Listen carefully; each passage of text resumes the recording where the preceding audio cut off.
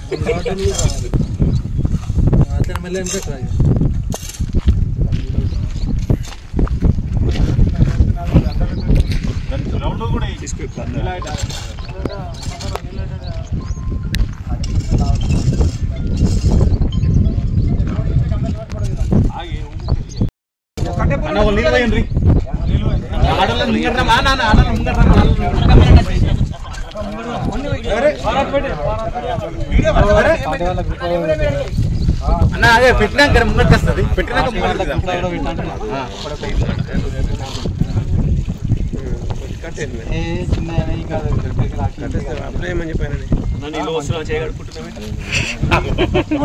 కింద డైరెక్ట్ చెట్టు మీద పడితే ఎర్రమట్టి పోతుందని చేతి అడ్డం పెట్టిండు.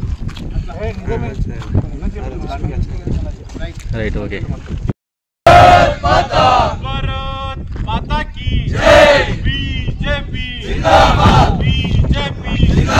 వందే వందే సాధిద్దాం సాధిద్దాం సాధిద్దాం సాధిద్దాం